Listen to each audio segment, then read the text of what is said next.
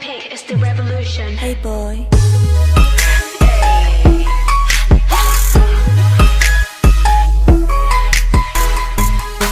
Blackpink in your area. Hi everyone, welcome to my channel. Just on a quick side note before we go ahead and dive into the video, this is the last time I will change my intro, but one of my viewers was so kind to tweak my intro and to make it sound bomb. They have an amazing YouTube channel, so please check it out because they make amazing mashups. The talent literally snapped. I will link it in the description box below if you want to check it out. That brings us to today's episode of the worst entertainment companies. In this series, I shed a light on entertainment companies that have mistreated and poorly managed their idols and trainees throughout the years. And it is important to talk about these events because we as fans of K-pop oftentimes are unaware of this because we only get to see the bright side of K-pop. In this episode, I'll talk about MBK Entertainment, formerly known as GongKeys Media.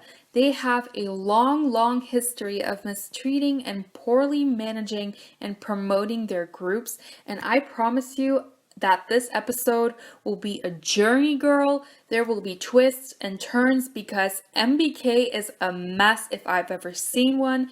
There's a lot to cover, so I suggest we just dive right in. In 2007, GongKeys Media, now known as MBK Entertainment, was founded, and rumor has it that at that time they started conspiring with Pledis Entertainment on how they could ruin their trainees' lives. Obviously, I'm just kidding, like, don't sue me, but we all know that it's kind of true. MBK Entertainment has managed a lot of idols, actors, and idol groups over the years. Unfortunately, I cannot cover every single group's story into great detail because one, I wasn't able to find a decent amount of information on certain groups, and two, MBK has debuted more idol groups in their first 3 years as a company than Blackpink has had albums in the first 3 years of their career. So for this, I hate myself. Okay, stop. So for the sake of time, I'll just give you a brief history of the company.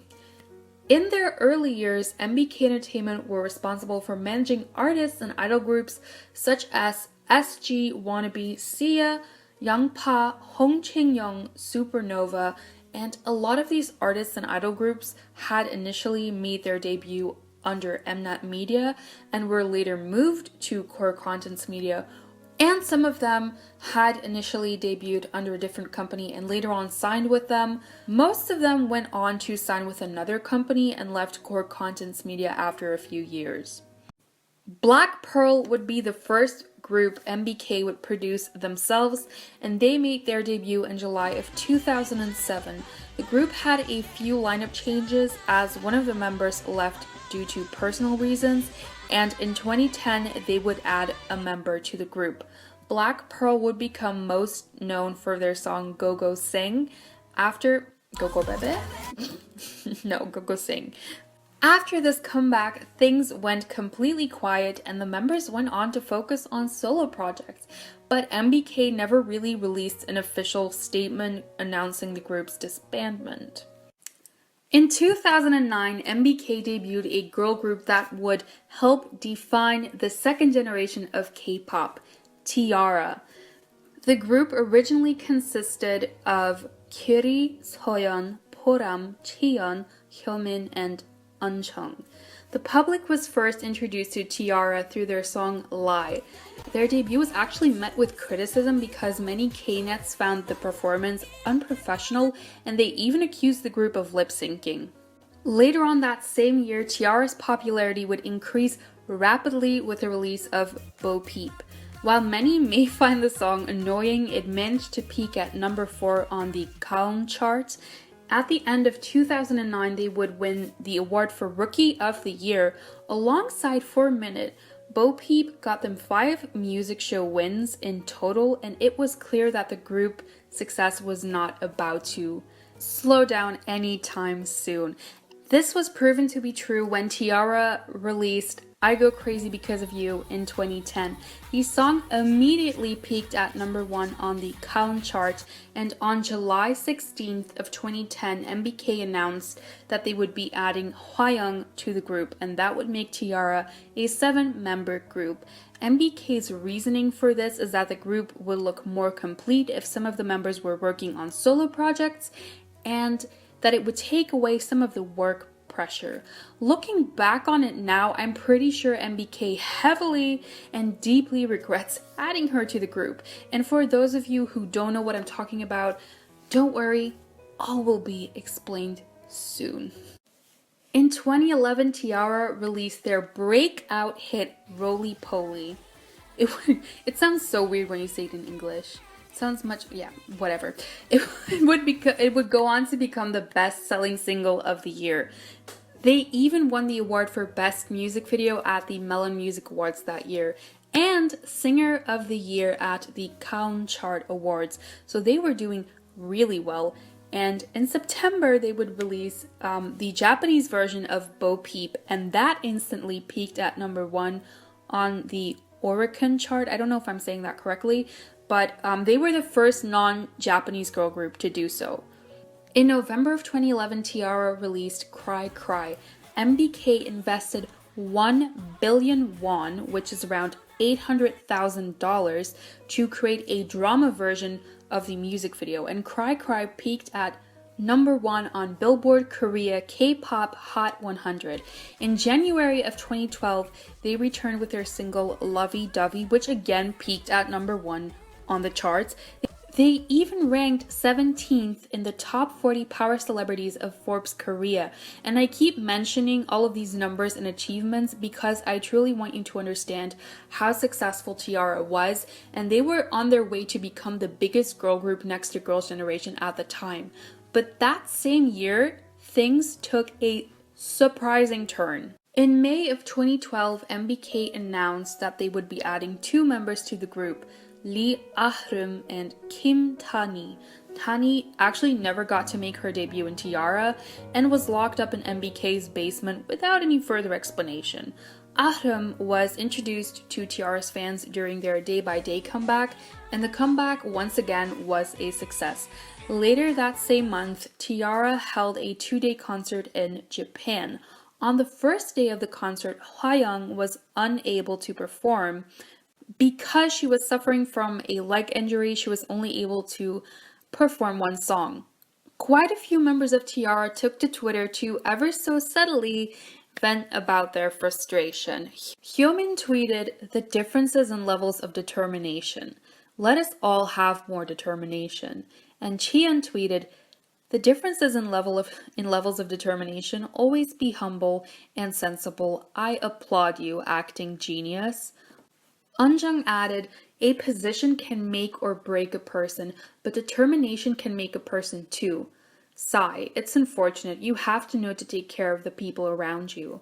Hwayoung tweeted a cryptic response to the member saying, "Determination alone is not enough," and adds, "God, you know everything, right?"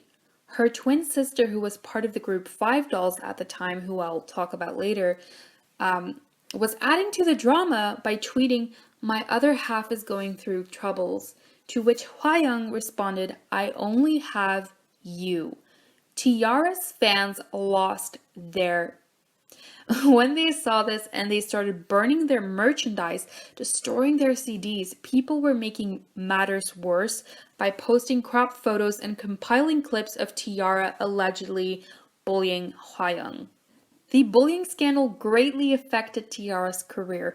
They lost a ton of fans, were denied commercial films. Some of the members were even fired from the dramas they were supposed to act in.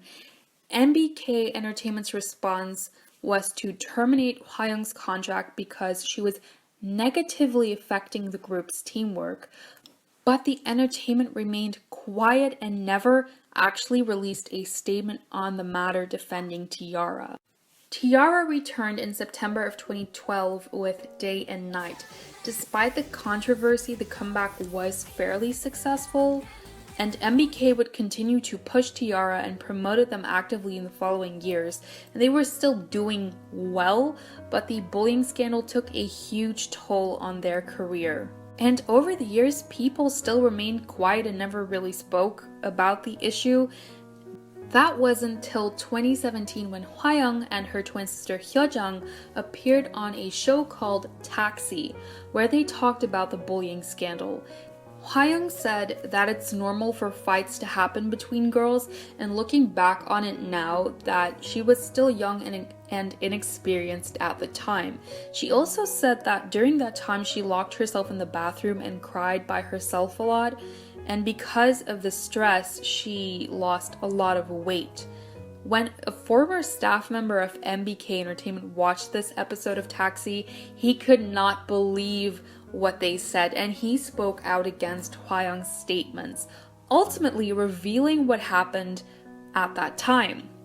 This is where it gets interesting. He or she said that Hwayoung twisted her ankle at MBC Music Corps at the time, and T-ara's manager took Hwayoung to the hospital, where she got examined by a doctor and she got some x-rays taken, but the doctor told her that she was just fine. And the next day, when T-ara was supposed to leave for their concert in Japan, Hwayoung arrived with a cast on her leg. Seems a little bit extra for a twisted ankle. Anyways, her father had taken her to a different hospital where they had agreed to put a cast on her leg. Even more shocking is that Hwayoung was perfectly able to walk, and she even took her cast off when she was sitting in the car. Once they arrived at the airport, Hwayoung demanded a wheelchair, and of course there was a lot of press at the airport, and they took a lot of pictures of Hwayoung, and the picture of Hwayoung in the wheelchair spread like a wildfire. And of course, when a lot of fans saw this, they started to worry about Hwayoung's health. But the staff wasn't completely sold on Hwayoung's story, and they took her to a different hospital, where they obviously told her that she did not need the cast, but yet she demanded to be pushed around in a wheelchair. When they were at the hospital, Hwayoung asked the staff member that was with her to take her to a nail salon instead of the concert venue. She sure is a good actress, I have to give it to her. At this time, text messages of Hyojung, Hwayoung's twin sister, threatening to physically hurt Ahram were released, and these text messages were confirmed to be real. After all of this came to light, Hwayoung received massive backlash and was removed from several TV shows she starred in, and she even deleted her Twitter as a result. In 2018, former CEO of MBK Entertainment Kim Kwang-soo admitted to mishandling the situation. "I think my greatest mistake at the time was not revealing the truth clearly." You didn't reveal anything, like at all.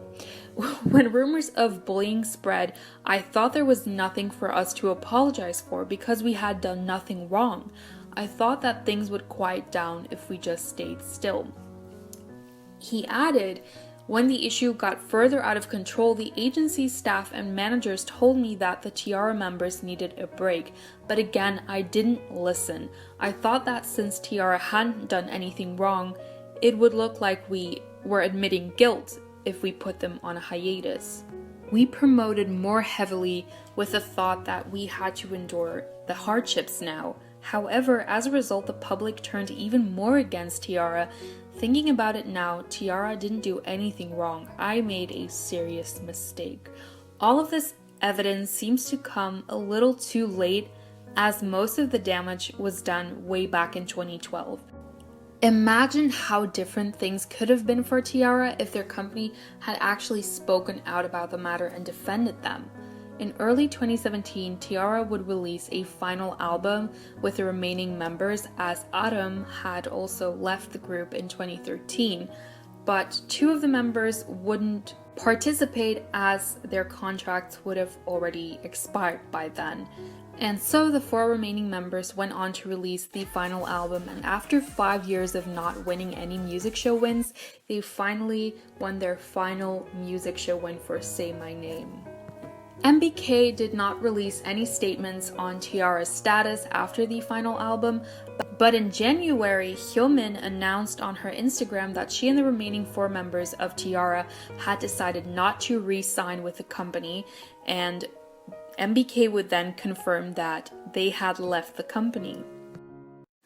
Let's take it back to 2010 when MBK Entertainment debuted Coed School. Their group concept was quite original at the time as they debuted with 4 female members, Chaennie, Hyejeong, Hwayoung's sister that we talked about earlier, Haewon and Chanmi, and also 6 male members, Taewon, Seungmin, Jungwoo, Kwanghaeng, Kangho, and Nuri. Making their debut in September with Too Late, the song did fairly well, peaking at number 8 on the charts. Their follow-up song, Piribom and Peribom, that was released, peaked at 61 on the charts and did not do as well. Core Contents Media, or MBK Entertainment, was quite smart at the time by announcing that they would only print 20,000 copies of the group's first mini-album, just in case the sales weren't what they had hoped for, but to their surprise, they received 50,000 pre-orders, and so they printed more albums, obviously. And this showed that the group was more popular than they had thought. The group was met with controversy early on in their career when someone accused Kangho of physically assaulting her, and as a result, he actually left Coed School and focused on acting instead. In December, it was announced that Coed School would be debuting 2 subunits. The first subunit would be 5 dolls, the 4 members of Coed School and the new member Eungkyo, making their debut in January of 2011, releasing Lip Stains and It's You, but it wouldn't be until March of the same year that 5 dolls would become well known with the release of Like This or That. This would become the best-selling song of a rookie group in 2011. In 2012, Speed made their debut with a cover of Tiara's Lovey Dovey, renaming the song Lovey Dovey Plus. Later on, Sejun would be added to the group. In that same year, Somi and Chanmi left 5 dolls, and Kwanghaeng and Hori left Speed. MBK being MBK, they added 2 new members to both groups. Chuhan and Taehad would be added to Speed, and 5 dolls would see the addition of Nayeon and Shannon. In February of 2013, they would add another member to 5 dolls, Jihyun. This is where it gets messy because out of the 3 members that were supposed to join the group, only one of them actually joined the group, that member being Nayeon. Apparently, MBK really felt the need to fill those empty spots and added Seunghee and a member of another group named the SIA. They released 4 more songs that year, but none of them did as well as the company had hoped. In January of 2013, Speed would return with It's Over, and only 1 month later, they would promote their title track, Pain. And in that year, MBK also announced that they would no longer be promoting Coed School, but that they would focus on the 2 separate groups instead because most of the original lineup had already left. In 2014, MBK had removed 5 dolls' name off of their website, causing a lot of fans to get worried and to start speculating on 5 dolls' status. It wasn't until March of 2015 that MBK officially confirmed that 5 dolls had disbanded. Speed, however, continued to promote in 2015. At that time, 1 more member left the group, and in return, MBK added 2 new members. In June of that year, they would release what would become their last song, because in November, MBK removed Speed from their official website, alluding that they had disbanded, maybe? Who knows? MBK never released an official statement. The fans had to find out through the members themselves when some of them announced their contracts had expired and they decided not to re-sign. If we take it back to 2012, MBK Entertainment debuted 2 girl groups, GongKeys and SIA. Once again, these groups did not receive the attention that MBK had hoped for, mostly because of how poorly they promoted them. After GongKeys debuted in 2012, they were supposed to make a comeback in 2013, but when fans opened their fan cafe, they saw that 4 out of the 7 members had left the group, leaving only 2 members that were still signed with MBK, and later on, one more member would announce her departure from the group, and later the group's fan cafe was removed. So we can conclude that they have disbanded, I guess. Maybe. MBK never really officially confirmed their disbandment. Then we have the SIA. The SIA was a reboot of the original girl group named SIA, but this girl group was made up of 4 new members and they debuted with Be With You. It seemed that MBK hoped that the SIA's collaborations with Tiara and other artists like Ellie from EXID, and even adding one of the members of 5 Dolls to the group, would be enough to promote them. But you can't really call that promotion. And in 2015, MBK removed the SIA from their website. And so the group disbanded, I guess? Maybe? Again, MBK never released an official statement. Let's jump to 2014 when Shannon Williams, the trainee that was supposed to promote with 5 Dolls, officially made her debut with Daybreak Rain. The next year she would go on to release her first mini album promoting the title track YY. In 2016 she actually didn't release any music because she competed on Kpop Star 6 Last Chance, in which the winner gets promoted by YG, JYP, and Antenna Music, which is much needed if you are signed with MBK Entertainment. Unfortunately, Shannon did not win the show, but she came back in July of 2017. She would release her second mini album and would promote the title track Hello. After receiving very little to no promotion, Shannon would be locked in MBK's dungeon. That was until January of 2019 when Shannon answered questions of her fans on Instagram and announced that she would be leaving her company and Korea. She revealed how MBK Entertainment has mistreated, mismanaged, and took advantage of her, saying that they had stopped paying her. They used her voice for another group's song and told her that it was a guide. She wrote English lyrics for the entertainment company, but they never credited her, and they wouldn't allow her to go overseas just because. And they also would force her to appear on shows so another one of their groups could get a promo deal.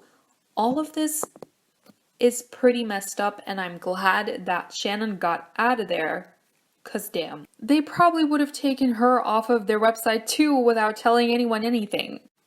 Another thing that is worth mentioning is that MBK Entertainment was responsible for managing the Unit and UNB, the groups that were formed after the Unit, which was a survival show that allowed idols that had already made their debut to re-debut. Both of these groups were supposed to promote for a period of 7 months, but MBK cut the Unit's promotion short and they only promoted for 4 months. MBK gave up on one of their groups once again because they didn't really promote them properly. MBK had so many groups and artists with a lot of talent and potential, but they just let them go to waste because they didn't promote them properly in the first place. It does seem that they let a lot of their groups go around 2014-2015. They might have gone through some financial issues, and that might explain why so many of their groups disappeared at the time, but that doesn't excuse the lack of promotion and miscommunication. As for how they're doing now, they haven't really improved much in terms of promotions because their groups still fly under the radar, and as a fan of Dia, this makes me worried for their future and for the groups that are to come. And that concludes my video on MBK Entertainment. I hope you realize that they are one of the worst entertainment companies, definitely when it comes to promoting their idols and communicating with their fans, because they're a mess. If you have any additional information that you would like to add, please feel free to write a comment in the comment section down below because we love learning here. And a quick thank you for 20,000 subscribers. That number is huge, and I am so extremely grateful to all of you who watch my videos and who keep up with this series. It means the absolute world to me. I hope you enjoyed the video, and I'll talk to you pretty soon. Goodbye, guys.